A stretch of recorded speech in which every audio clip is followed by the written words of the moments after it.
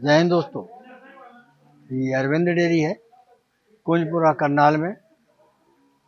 रवि खोखर जी हैं जो इसका संचालन करते हैं। काफ़ी कुछ नया बताने की कोशिश करते हैं हम रोज़, ताकि आप लोगों के काम आ सके। तो आज भी बहुत सी बातें बताना चाहेंगे। रवि खोखर बहुत ज्ञान रखते हैं, प्रयोगात्मक प्रैक्टिकल रूप में, तो इनकी बातों को ध्यान से सुनना। नमस्कार। नमस्कार अंकल जी। आज आपकी जरूरत है। बिल्कुल आपके साथ अंकल जी। वो आता ना सीरियल कौन बनेगा करोड़पति, हाँ जी। तो वो कहते हैं अमिताभ बच्चन, हाँ जी। आपकी जरूरत पड़ेगी, आपका समय शुरू होता है आपके साथ अंकल जी फिर। तो ये मौसम जो है हाँ जी। बड़ा बेरुखा। बिल्कुल अंकल जी। हमारे पास रोजाना फोन आते हैं हाँ जी। कि आ जाए खरीदने के लिए। मैंने कहा भैया और रुक जाओ 15-20 दिन। हाँ जी। कहते 15 दिन बाद चलेगा। मैंने कहा इतने उतावले बात हो, हाँ, सितंबर का मौसम बढ़िया होता है। बिल्कुल अंकल जी। तो ये ऐसा ये मौसम में कैसे संभालते हो? इस मौसम में अंकल जी सबसे मेन है कि भाई आपके फार्म पे फैन, क्योंकि इस मौसम में हवा बिल्कुल बंद हो जाती है। कि भाई हवा ये है कि भाई 10 दिन में एक बार थोड़ी सी दिखा के और फिर बंद हो जाती है। तो आपके फार्म पे फैन होना बहुत जरूरी है। अच्छा। और साथ में कि भाई बोलते हैं कि भाई इन दिनों फोग काम नहीं करते, पर इन दिनों फोग भी बहुत काम करते हैं। अच्छा। हाँ। जैसे हम फुहारे चलाते हैं पानी के, वो भी एनिमल के ऊपर पड़ते हैं, और एनिमल पे जब हवा लगती है फैन की तो एनिमल को ठंडक मिलती है। तो उससे एनिमल जिस टाइम पे हम फॉग और ये चलाएंगे उस टाइम पे एनिमल एकदम से आप देखोगे 10-15 मिनट के बाद चारा खाना तुरंत शुरू कर देंगे। अगर बैठा है एनिमल तो एनिमल अपनी जुगाली पे आ जाएगा। तो उसका मतलब है कि भाई एनिमल को रिलैक्स मिला है, जुगाली पे आ गया मतलब। तो एनिमल खुश है। हाँ। और एनिमल रिलैक्स है इस टाइम पे। तो फॉग का और फैन का होना बहुत जरूरी है। अगर आप एनिमल को खुला ओपन में रख रहे हो तो उसके ऊपर फैन और फॉग बहुत जरूरी है। तभी वो, जैसे उमस का टाइम है, जितना एनिमल को चारा और फीड चाहिए उतना वो खा नहीं पाती अगर गर्मी है। अगर आपके फॉग और फैन चल रहे हैं तो उसके वजह से आपके एनिमल प्रॉपर, आपका जो आप उनको चारा और डाइट खिला रहे हो वो प्रॉपर खाएगी। डाइट की बात आपने की। हाँ जी। तो अब जैसे गर्मी है, हम लोग भी गर्मी में नहीं खा पाते, अच्छा नहीं लगता। बिल्कुल नहीं खा पाते। तो इनका भी वैसे ही। बिल्कुल अंकल जी, इनका भी वैसे ही है कि जैसे हम, ये कि भाई अगर हमें 4 रोटी खाते हैं तो हम इस टाइम पे आके या 3 कर देते हैं या 2 कर देते हैं, वो हमारी भी घट जाती है। अगर हम वही खाना, ये लगा लो कि भाई हम एसी के नीचे बैठ के खाएंगे तो हम वो 4 की 4 खा जाएंगे। और यही एनिमल का है, जिनको जितना ही ठंडक और जितना रिलैक्स मिलेगा ये भी अपना चारा उतना प्रॉपर खाएंगे। कुछ बदलाव करना पड़ेगा फीड में?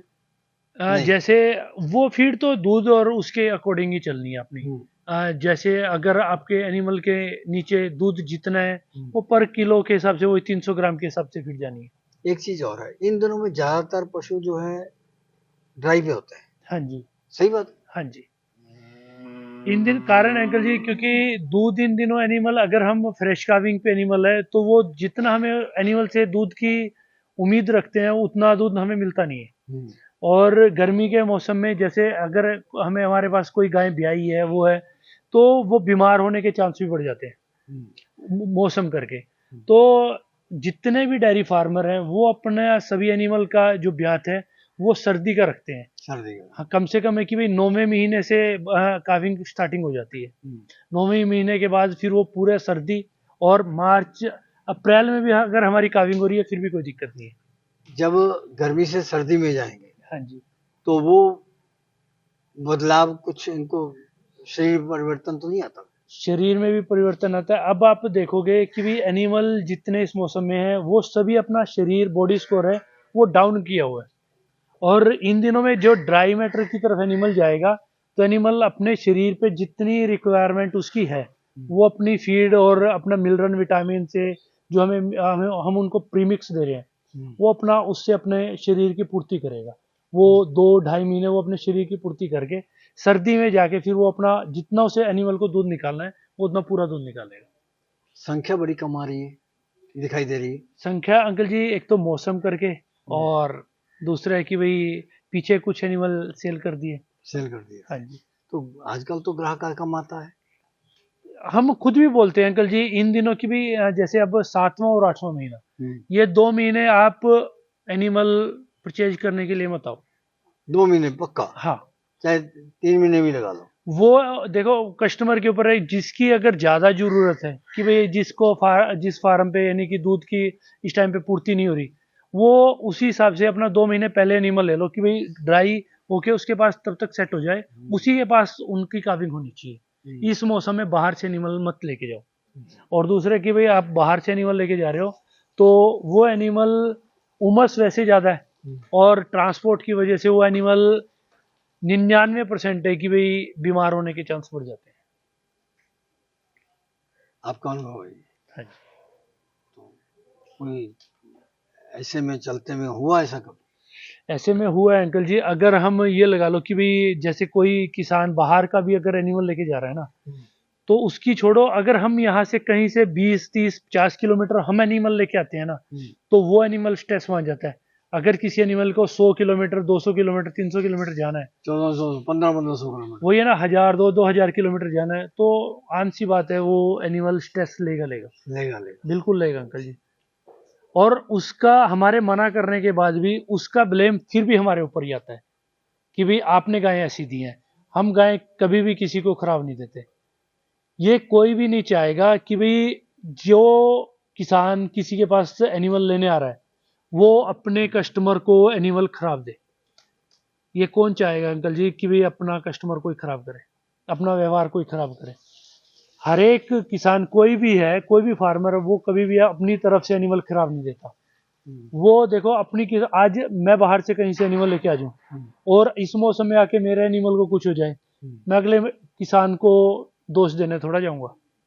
उसमें हमारी भी कमी है, अगले की भी। अगले की कभी क्या कमी है? अगले ने जब हमें एनिमल दिया तो प्रॉपर बिल्कुल स्वस्थ था, जब हमारे पास आने के बाद बीमार हो रहा है ना, तो हमारी कमी है। चलो इसी से मिलती जुलती बात है। हाँ जी, हाँ जी। वो आपकी वीडियो लोग इसलिए ज्यादा देखते हैं कि आप बहुत ज्ञान की बात करते हैं। धन्यवाद। तो साइंटिफिक तरीके से हमको समझा दो कि जो नए लोग हैं, हाँ जी, फेल हो जाते हैं इस काम में, बिल्कुल। क्यों?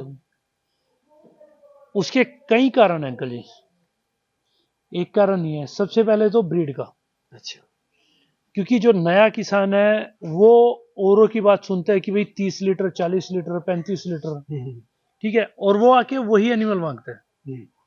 जो नया किसान है उसको पहले साल 20 से लेके 25 लीटर का एनिमल लो, उससे ऊपर एनिमल नहीं लो, और जो हल्का सा क्रॉस है, ताकि उन एनिमल पे वो सीख सके, जब जाके वो ब्रीड की तरफ जाए।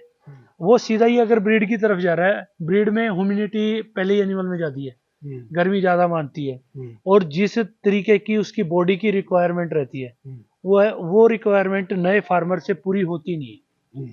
अगर वो पूरी नहीं होगी तो एनिमल स्वस्थ रहना ही नहीं है, क्योंकि जितना उसको विटामिन, मिनरल, जो भी प्रॉपर डाइट है वो चाहिए, वो नहीं दे पाते।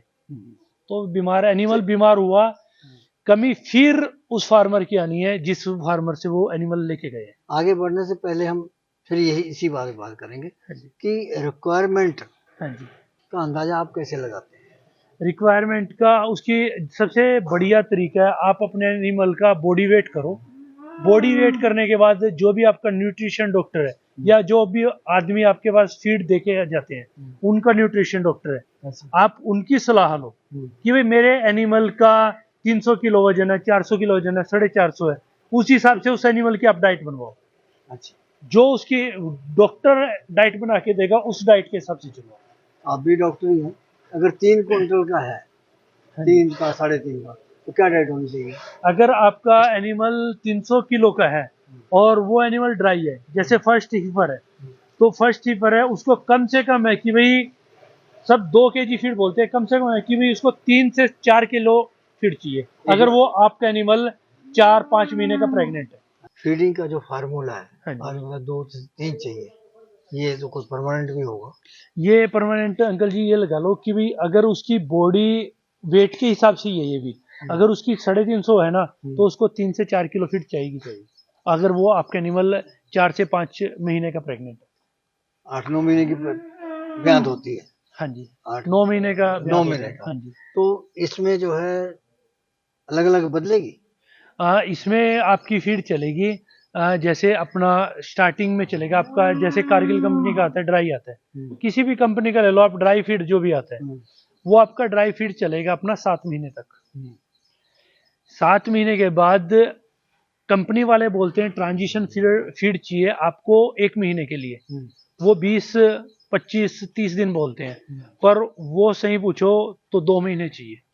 अच्छा, जब जाके एनिमल की रिक्वायरमेंट पूरी होती है। 2 महीने चाहिए। हाँ, क्योंकि उसमें जितने भी कंपनी वाले हैं उसमें न्यूट्रिशन हर एक चीज का बढ़ोतरी करके देते हैं ताकि एनिमल की रिक्वायरमेंट पूरी हो सके। और हम खिलाते इस टाइम पे हैं, उमस के टाइम पे, इस टाइम पे एनिमल वैसे ही कम खाता है, तो हमें वो 1 महीना एक्स्ट्रा अपनी तरफ से जोड़ देना चाहिए कि भाई 1 महीना पहले थोड़ी थोड़ी सेवा स्टार्टिंग कर दो ताकि वो 2 महीने में वो प्रॉपर डाइट हो जाए। और क्योंकि इन दिनों एनिमल वैसे ही कम खाता है, तो 2 महीने अगर हम खिलाएंगे तो जाके पूरी होगी। जैसे बछिया तैयार करते हैं, हाँ जी, अच्छी ब्रीड वाली, हाँ जी, तो जब हम लोग खरीदने जाते हैं ना, हाँ जी, तो जब कोई भाव बताता है कि 80,000 की है, 90,000 की है, हाँ जी। तो हम लोग बुरा सा मुंह बना देते हैं कि ऐसा कैसे हो जाएगा, एक बछिया इतने की गाय की तो इतने की तो गाय मिल जाती है। बिल्कुल तो अंकल जी, वो बात कितनी जायज है, कितना खर्चा आ जाता है सही? अगर हम अपनी हीफर को अच्छे से तैयार करेंगे अंकल जी, तो हमारी हीफर पे अगर नॉर्मल तैयार कर रहे हैं तो 80,000 बिल्कुल नॉर्मल खर्चा मान के चलो कि वो बिल्कुल नॉर्मल हो जब तक वो प्रेग्नेंट काविंग के टाइम पे आएगी। अगर हम उसकी अच्छी तरीके से सेवा करते हैं तो हमारी बच्चिया पे 80 से लेके 1.25 1.35 तक खर्चा चला जाता है। अच्छा, चला जाता है। हाँ जी, वो किसान को इसलिए नहीं पता चलता क्योंकि हम उसको धीरे धीरे करके देते हैं। आपके पास जो खरीदने वाले आते हैं, हाँ जी, तो वो इस बात में विश्वास कर लेते हैं? अगर इस चीज का आप कैलकुलेट भी करोगे ना तो भी आ जाता है। कैसे? कम से कम 3 से 4 महीने आप हीफर को दूध पिलाते हो, खिलाते हैं।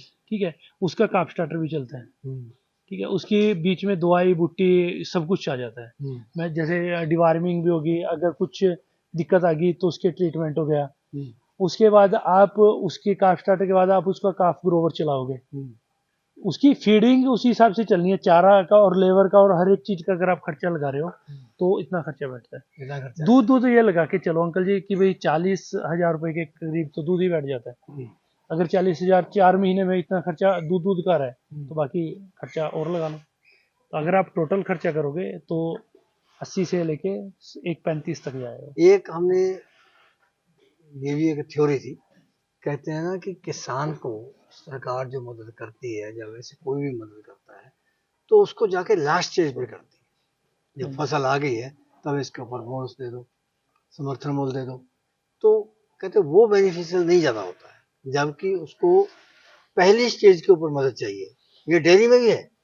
बिल्कुल अंकल जी, ये लगा लो ना, अगर गवर्नमेंट सीमन लेके आ रही है, इस टाइम गर्मी में सीमन लेके आ जाती है, तो इस टाइम तो फार्मर का वैसे यूज नहीं है, हमें सीमन मिलना चाहिए। जैसे सर्दी के टाइम पे, जिस टाइम पे हम अपने एनिमल की काविंग करवा और एआई करवा रहे हैं, तो हमें सीमन तो उस टाइम चाहिए।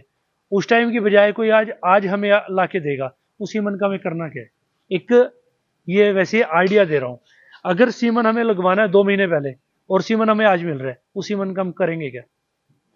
वही सरकार का है, जिस टाइम पे हमें बेनिफिट चाहिए, जिस टाइम पे किसान को जरूरत है, उस टाइम पे तो जरूरत पूरी नहीं होती, तो बाद में जरूरत पूरी हो रही है। ये भी तो बता दो कि कौन कौन से बेनिफिट बहुत जरूरी है जिसके बिना डेयरी फार्म आगे नहीं बढ़ेगा।